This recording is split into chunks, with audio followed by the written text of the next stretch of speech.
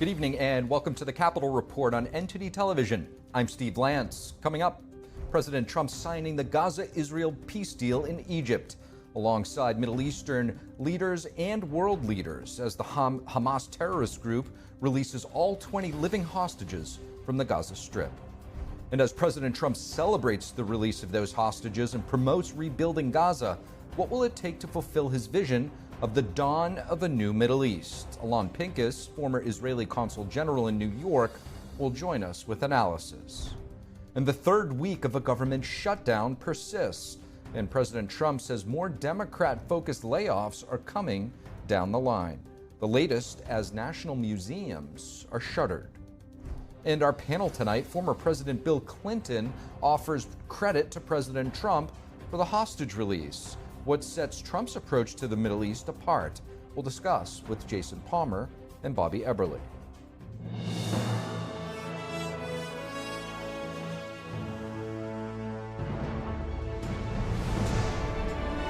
This is Capitol Report, live from our global headquarters in our nation's capital. Here's Steve Lance. President Trump at the Gaza Peace Summit in Egypt signing the ceasefire agreement and saying the Phase 2 deal has already begun. The president also saying the U.S. is ready for a peace deal with Iran. NTD's Washington correspondent Mari Otsu has more from the White House. This is not only the end of a war. This is the historic dawn of a new Middle East. President Trump at the Gaza Peace Summit in Egypt signing the historic ceasefire agreement alongside other Middle East leaders, while also saying that his peacemaking aspirations go beyond ending this war. This is coming on a day of joy and reunion as all 20 living Israeli hostages and nearly 2,000 Palestinian prisoners are released. The hostages are back. The hostages are back. And President Trump is saying that Phase 2 of the 20-point ceasefire plan has already started. We don't want to fund anything having to do with bloodshed, hatred, or terror. We're also agreed that Gaza's reconstruction requires that it be demilitarized. Prime Minister Benjamin Netanyahu nominates President Trump to be the first non-Israeli recipient of Israel's highest honor. As to that other prize, just a question of time, you'll get it. But I want you to get the Israel Prize, our highest award, to our greatest friend. While the Egyptian president also awards President Trump the country's highest honor, and the Pakistani prime minister renominates him for the Nobel Peace Prize. I'm deeply honored to receive from you Egypt's highest state honor, the Order of the Nile. Today, again, I would like to nominate this great president for Nobel Peace Prize. President Trump also urges the president of Israel, Isaac Herzog, to pardon Netanyahu of his bribery charges from 2019. This has been one of the greatest wartime presidents, and cigars and champagne, who the hell cares about that? And on bringing peace to the entire Middle East, President Trump says that the U.S. is ready for a peace deal with Iran when Tehran is. Yet even to Iran, whose regime has inflicted so much death on the Middle East, the hand of friendship and cooperation is open. Meanwhile, in other peacemaking efforts, Ukrainian President Volodymyr Zelensky is expected to meet with President Trump at the White House this Friday. This is coming as President Trump said aboard Air Force One Sunday that he's potentially thinking of sending Tomahawks and additional Patriot defense systems to Ukraine. Reporting from the White House, Mari Otsu, NTD News. And the Hamas terrorist group has released all 20 living hostages who had been held in captivity for over 2 years in tunnels in the Gaza Strip. In exchange, Israel releasing from detention almost 2,000 Palestinians. NTD's Jason Perry reports. On Monday, members of the Hamas terrorist group cleared the way for a convoy of Red Cross vehicles to make its way through a crowd of residents in the Gaza Strip.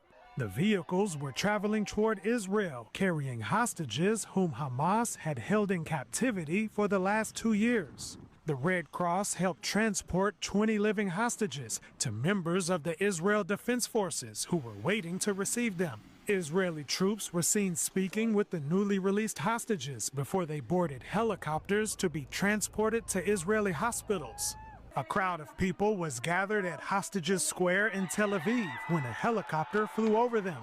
And another crowd welcomed the former hostages outside a hospital, where they would soon meet with their family members after 2 years of not knowing whether they would ever see each other again.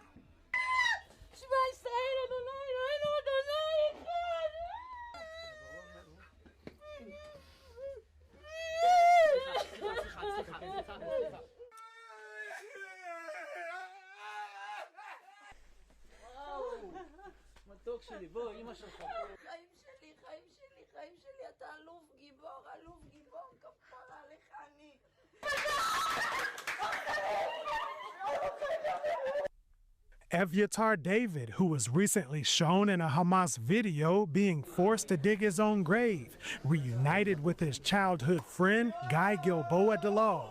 Both of them were kidnapped from the Nova Music Festival 2 years ago, and both were released from captivity on Monday.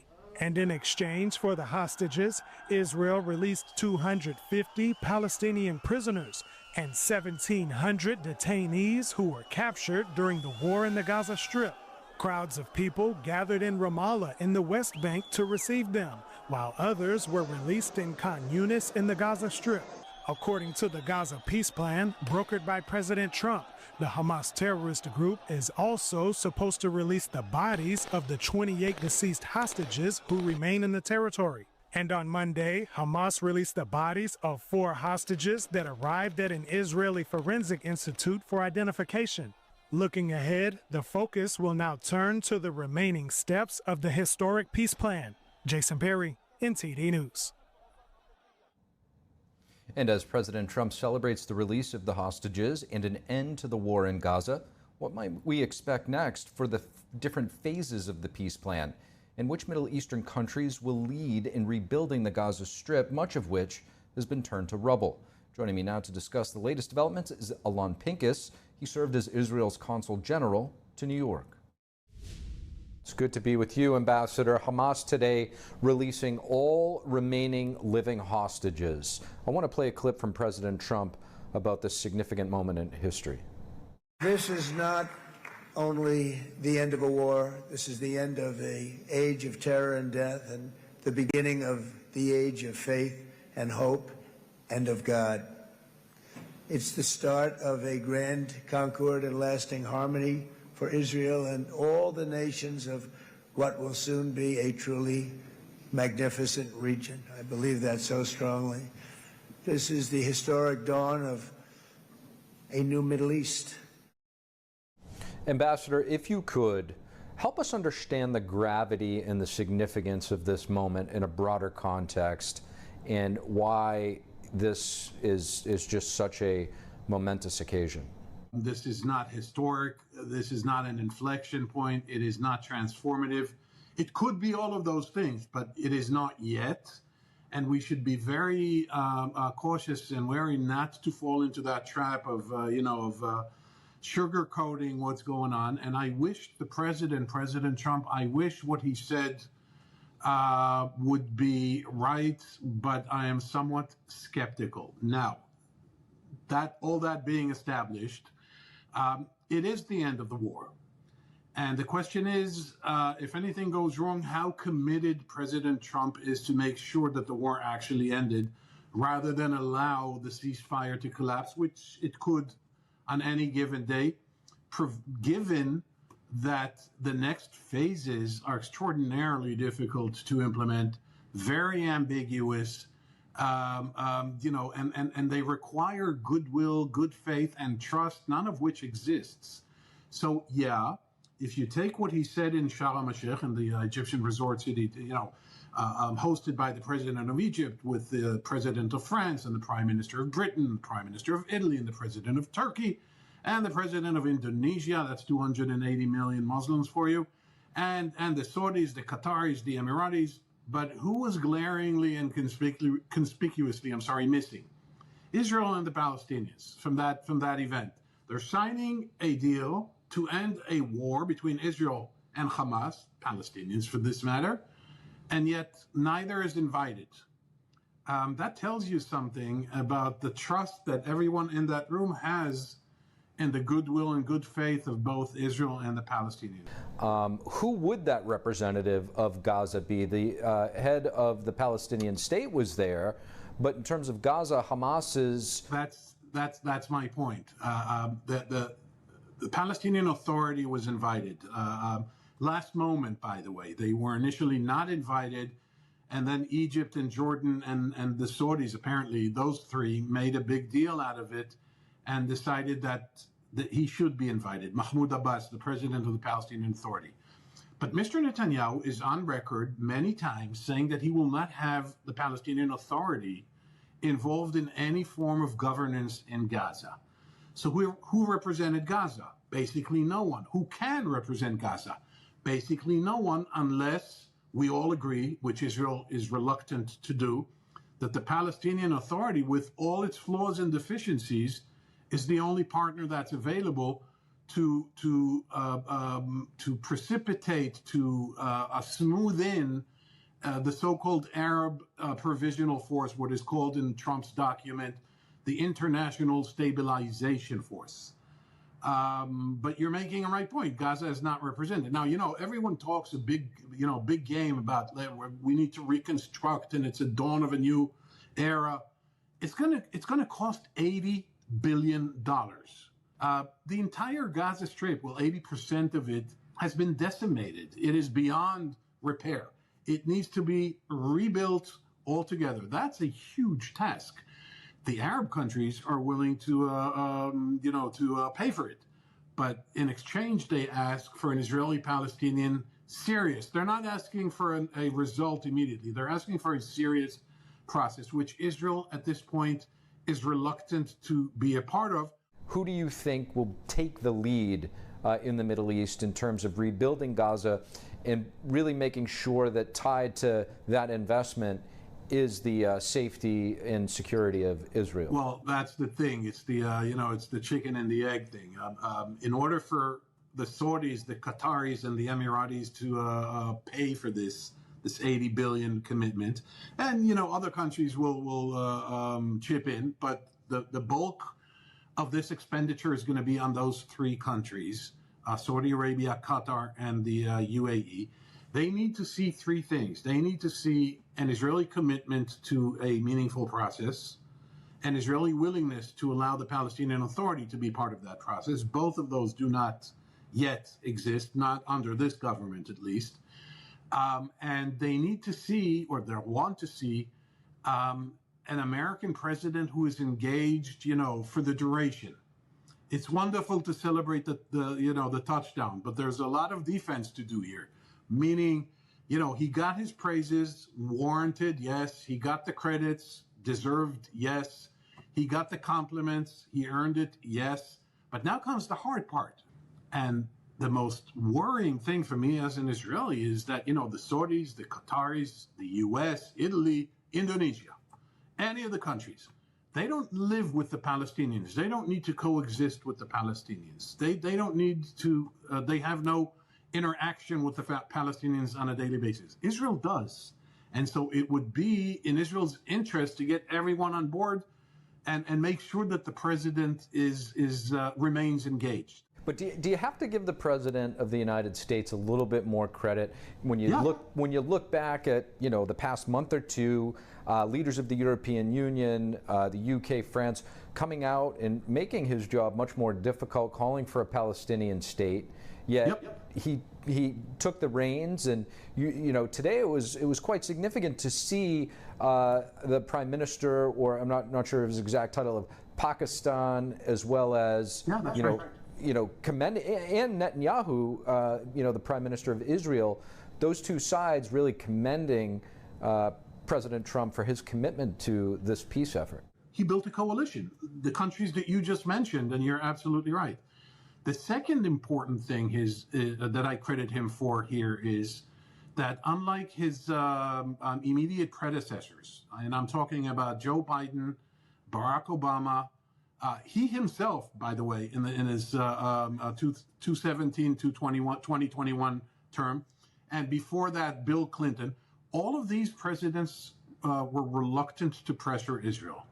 He said, I will pressure Israel provided that you, the Saudis, the Qataris, the Egyptians, you pressure Hamas. Pressure has to work on both sides in order to even out the equation. Former Israeli Ambassador Alon Pinkas, really appreciate you joining us. Thank you so much. Good to be with you. And coming up, protesters clashing with federal agents multiple times outside of the ICE facility in Portland, Oregon over the weekend. Jason Blair is on the scene with details. And Treasury Secretary Scott Bessent saying a low-level CCP official may have made a decision on rare earth mineral export controls without approval from Xi Jinping. That's as the CCP carries out mass arrests over Christians over the weekend.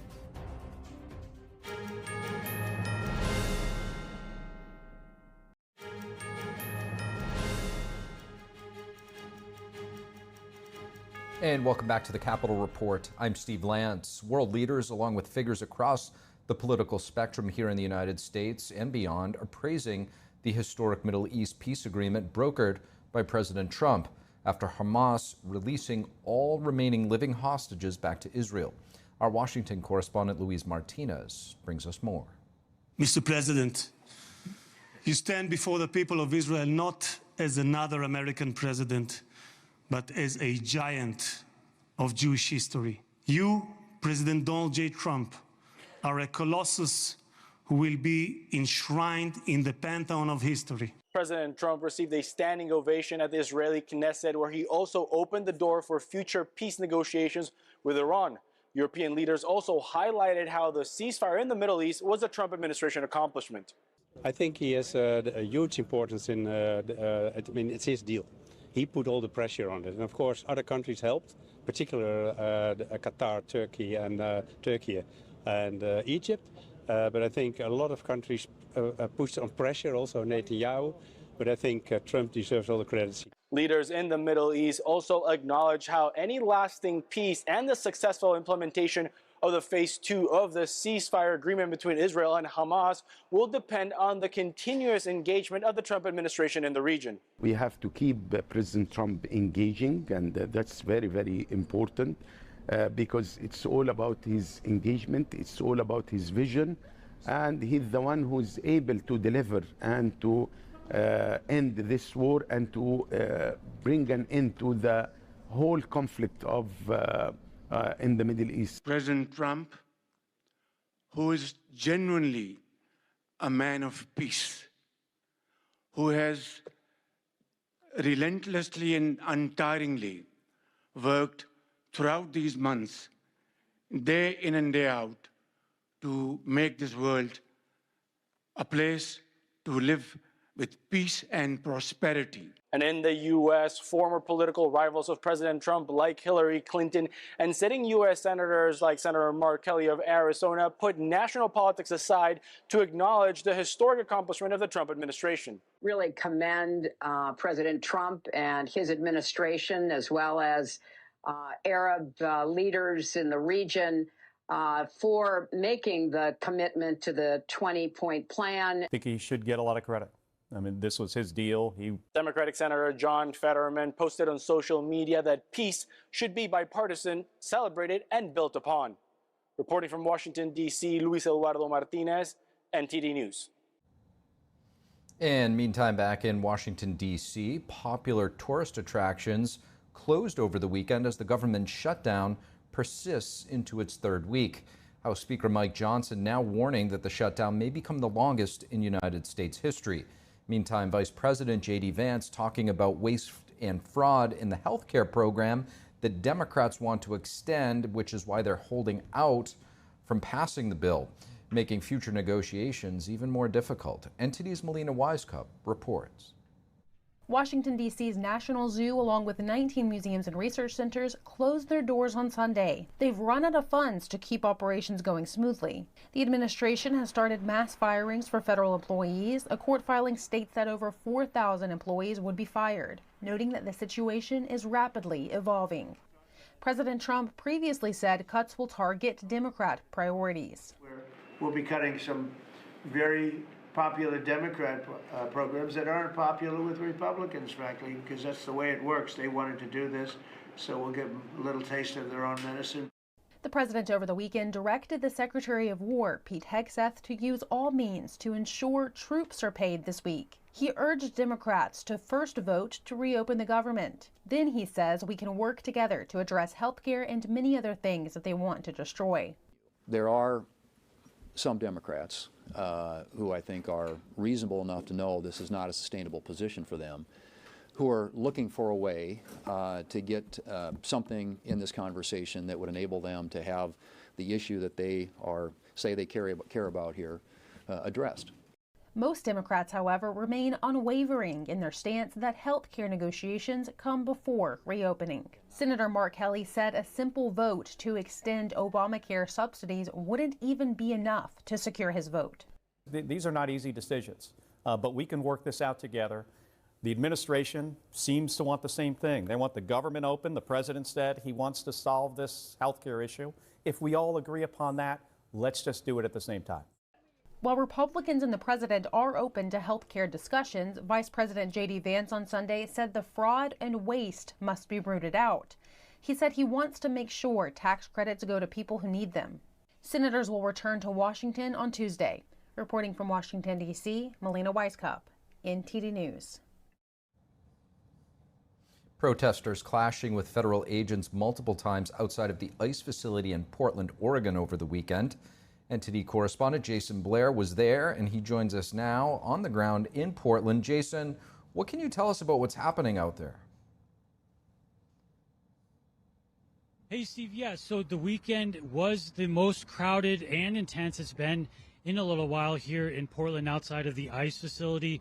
Despite the rain, Sunday was the most crowded with multiple clashes taking place. However, let's talk about Saturday. Saturday did escalate as it went through the night, as it got later on in the night with the DHS agents coming out and trying to push the protesters back, as you can probably see right now in the footage that we have.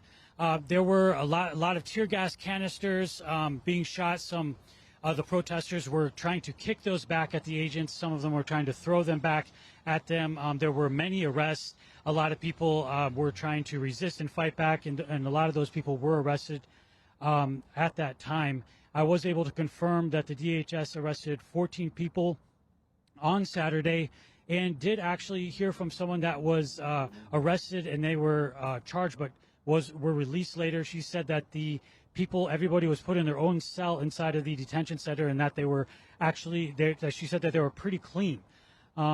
So a question, and then coming in later, actually the protests have been taking a bit of a different turn during the times. Now we are starting to see a lot of costumes. So from what I understand is this is called, I'm told it's called Operation Inflation.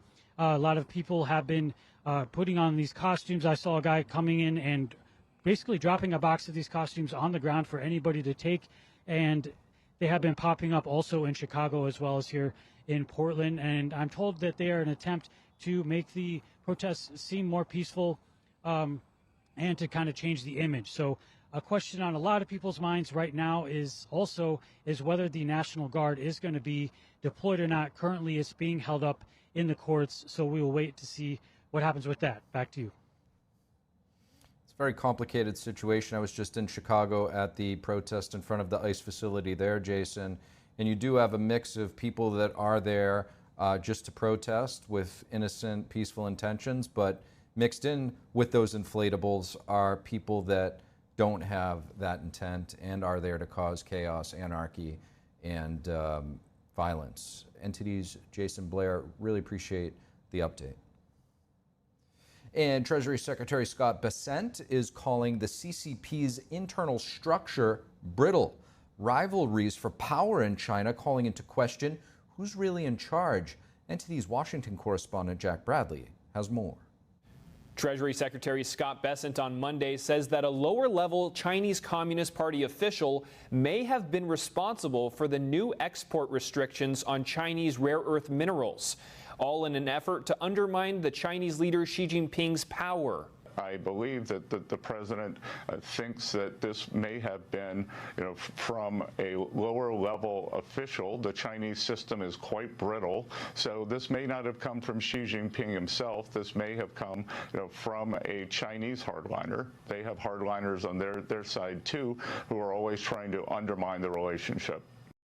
Before the APEC summit happens at the end of the month, there will be a large CCP Central Committee meeting happening next week, and they'll discuss their 5-year plan for the poor state of China's economy, among other issues. But it's at these meetings where we may see a power play. In 2022, former CCP leader Hu Jintao was removed from a Central Committee meeting when Xi Jinping took power. This comes as the CCP has arrested dozens of pastors and churchgoers at the unregistered Zion Church over the weekend. The Zion Church is a Christian organization, and it says across 5 provinces in China, over 30 of its church leaders and members were detained or disappeared. Worship venues were raided, and family members of the church were harassed. Secretary of State Marco Rubio on Sunday condemning the CCP for targeting the church, saying in a statement, quote, "This further demonstrates how the CCP exercises hostility towards Christians who reject party interference in their faith and choose to worship at unregistered house churches." In order for a church to become official in China, the CCP requires them to submit to party doctrine, meaning that the party requires them to abide by party doctrine first and Holy Scripture second.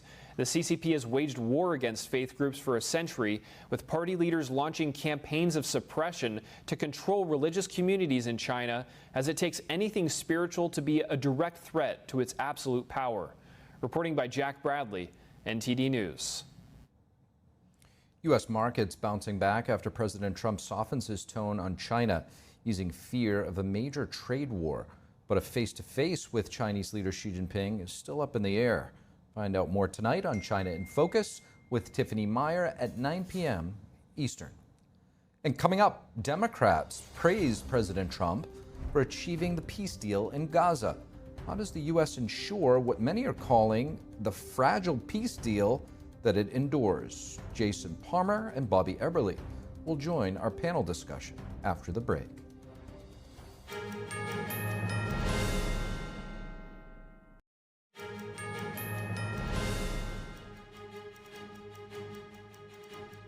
And welcome back to the Capitol Report on NTD Television. President Trump receiving praise from unlikely corners for the peace deal that he orchestrated in Gaza. What did he do differently this time to make it happen? Joining me now to assess is our panel, Jason Palmer, co-founder of Together and former Democratic presidential candidate, as well as Bobby Eberle, Republican strategist and host of the 13-Minute News Hour. It's great to have you both back with us. So following the hostage release today, we're seeing major serious Democrats in the United States, like former President Bill Clinton, like former President Obama's Defense Secretary Leon Panetta, crediting President Trump and his team, as well as leaders like the Prime Minister of Pakistan. Jason, why is this deal transcending politics? Well, it's transcending politics because the war that's been going on for the past 2 years has taken 62,000 Palestinian lives. It's upended every Israeli's, personal feelings of safety since October 7th. And this really is a big moment to actually have the 20 final hostages come home that are alive, to have 2,000 Palestinians exchanged for them. It is a moment, and President Trump does deserve praise for focusing on it, for Jared Kushner getting involved, Steve Witkoff, a number of people were involved who deserve credit for making this happen. Bobby, how was this deal finally able to get across the finish line and get all of these hostages released?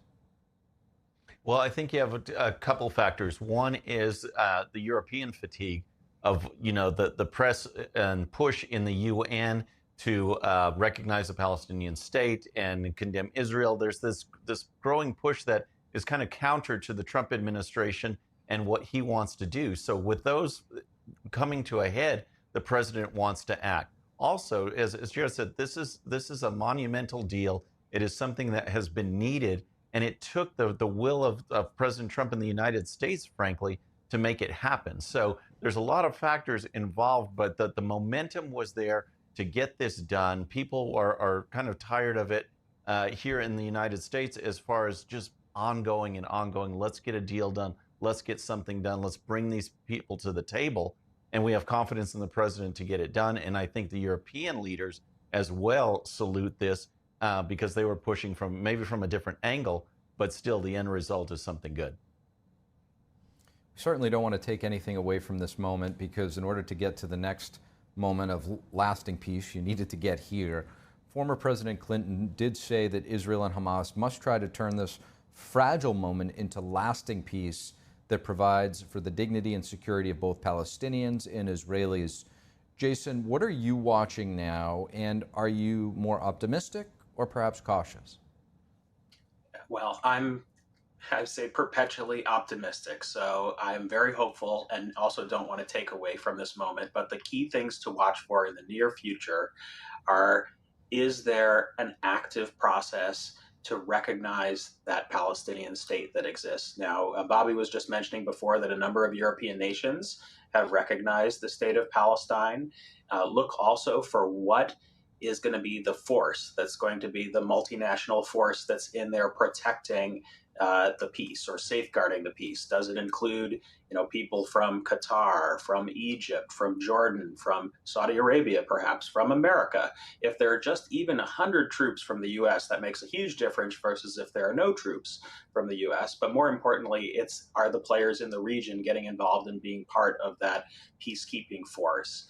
And then finally, the third thing I would look for is who steps up as a leader among the Palestinians. The Palestinians have not had a high quality leader in many years. The leaders of Palestine are very old. They do not really command the respect of their people. And that's why Hamas came to power, is because there wasn't a leader like that. Now, there actually are a number of people in their 40s that have been mayors of various towns, and one of them may step forward and become the new Palestinian leader. That's what I hope to see in the next month or two, hopefully. It's a great point. That's why we didn't see a presence from anybody from Gaza, because Hamas has been largely in control there, and they are no longer going to be participating, according to this agreement, in the politics there. Bobby, how consequential was the bombing of Iran's nuclear facility to get to this point, sending a message to the Middle East and the rest of the the leaders there that Iran is out of the equation, who had been the biggest backer of Hamas? Yeah, I think what it did was it showed the solidarity between Israel and the United States. That was a major move. I spoke multiple times on networks, I think with you, Steve, too, on my hesitation or reservations about doing it. But I think it did send a message that Israel and the United States were united in this effort to get rid of the terrorism, break down these Hezbollah, Hamas, you name it. I think I'll take we had the optimistic side. I'm going to take a little bit of the cautious side as we go forward, because in phase 2, you're reaching milestones that are very critical. Israel wants Hamas to disarm. Hamas doesn't want to do that. Hamas and the Palestinians want a two-state solution. Israel's not really ready to come forward with that yet. So a lot of things have to come into place, a lot of negotiations at hand to get to the phase 2 and a truly lasting peace. Switching gears back on the domestic front, Department of Homeland Security put out a video this weekend responding to Illinois Governor J.B. Pritzker's claim about the immigration raids in Chicago. Let's have a listen. J.B. Pritzker claimed that instead of going after the bad guys, our federal law enforcement are, quote, picking up people who are brown and black and then checking their credentials. JB, let me tell you the facts. Operation Midway Blitz has arrested more than 1,000 illegal aliens, including pedophiles, child rapists, and gang members. What makes someone a target for immigration enforcement is if they are illegally in the U.S., not their skin color, race, or ethnicity. Bobby, what do you make of the accusation that ICE is arresting people based on race? Well, I think it's a default. I was in a meeting today where Democrats on a different issue, they tried to debate, and what did they fall back to ultimately was the race card. It's very disappointing, and it's frustrating, and it angers me. And yet we see this over and over again. All it does is foment fear. This is law enforcement doing law enforcement things, doing what they're supposed to do, legally doing it, and yet Pritzker and Johnson and others in other states as well, have this continuing mantra of, hey, they're coming to get you, they're going to round up Americans, and they're just going to disappear. All of this is not productive. We should all want safer streets, safer society, and that means getting people here that are here illegally out of the country. Jason, the DHS, Department of Homeland Security, says the deployment of federal law enforcement has significantly reduced crime in cities. Do you think that this is perhaps an added benefit to the presence? And what do you make of Governor Pritzker's pushback against the Trump administration? I agree with Governor Pritzker. It is true that a lot of people are being rounded up who we find out later, like there was a gentleman, Ruben Antonio Cruz, who was arrested. He was given a $120 ticket. This man speaks Spanish and is 60 years old. He came to America about 25 years ago. He is an American citizen. He didn't have his papers on him. He's an American citizen for more than a decade. This man did not need to have his papers on him. I think a lot of Americans saw the raid on the apartment complex where a number of people, tens of people, were rounded up. It's true that some of them were illegal immigrants, but a lot of people who were green card holders and citizens were also rounded up, and they were black and brown. So I don't think it's out of place to say that many people are being rounded up who merely speak Spanish or are black or brown and are not illegal immigrants. This is a policy that most Americans are opposed to. They do not want people with masks going around and randomly picking up people off the street. Now, I know it's not completely random. They're picking buildings where there actually are some illegal immigrants, but it's not okay to be rounding up 50 people when 10 of them in that group are illegal immigrants. That's not how we do things in America. We find the right people, we get warrants, and then we go arrest the correct people. Now, one of the major flashpoints in this operation is a Chicago suburb called Broadview. That's where the ICE facility is located there. There have been ongoing tensions and clashes outside of that facility with Illinois State Police. They're very strained right now, which is why the National Guard is being called in. Jason, a federal judge recently blocked the Trump administration from deploying the National Guard to Illinois, saying that the move could potentially trigger unrest. Wouldn't it be helpful, in your view, to send in the troops to protect the facility and making sure that local police can focus on other crime and the community? That's a tough one. So I actually think that some type of federal force should be brought in to protect the facility. And Broadview has been in the news a lot lately. There have been a number of protests there. I don't know that it should be National Guard troops. I think you and I talked previously, Steve, about how the FBI has police force agents that could be brought to bear on this particular issue. And we also have a number of ICE personnel who could defend that facility. But does it really need defending? It's even interesting. I just chose the word defend there. There are peaceful protests happening in the vicinity. They're not violent. And so long as they're not violent, I think no one is at risk. Well, I was there over the weekend, and clashes did break out eventually where people were not complying with the state police, and things did unfortunately turn violent. One of the biggest differences, however, to your point, Jason, is in Broadview, Illinois, you have the state police with a very large presence there. It's not ICE, it's not DHS on the front line dealing with the protesters. That's not the way it is in Portland. Portland is very understaffed. They're not getting the support from local or state police to help them, so they're trying to fend it off themselves.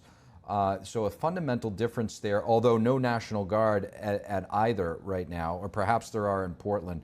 Bobby, what are your thoughts on this situation? Well, the Portland example is good, but I want to go back to what Jason said earlier. It's interesting. I would prefer that these troops do not come in, or the guardsmen do not come in. I'd love to see it handled locally. Now, whether it's a staffing issue in Portland, it's not just a staffing issue. It's the support of the community, or whether you have people actively letting the lawlessness go. I think any person in the United States, any American citizen, has that right to life, liberty, and the pursuit of happiness. If it's not being provided, if that security is not being provided locally, then yeah, we're all Americans, so we I guess need some federal presence there. The right way to do it, I'm not exactly sure, but what we've seen in Memphis and what we've seen in Washington, D.C. is when they come in, the crime decreases, the violence decreases. It's just unarguable. So, I'd love for it to be handled locally, but if we need the federal intervention, I think it's warranted. Yeah, you can see on the screen there the B-roll that we just had playing with, dozens and dozens, if not hundreds of state police all out there dealing with protesters that could be out patrolling the streets and keeping our states and cities safer. Jason Palmer, Bobby Eberle, really appreciate both of you joining us. And coming up, Columbus Day or Indigenous Peoples Day? We'll hear from everyday folks in D.C. about that and the legacy of the Italian explorer Christopher Columbus when we return. And a strong storm striking New York's tri-state area, bringing heavy rain and gusty winds and coastal flood risks. Thousands without power, travel being disrupted across the region. We'll take a look at that when we return.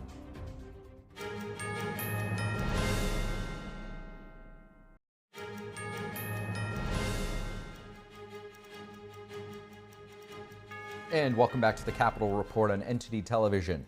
Should we call it Columbus Day or should it be rebranded as Indigenous Peoples Day?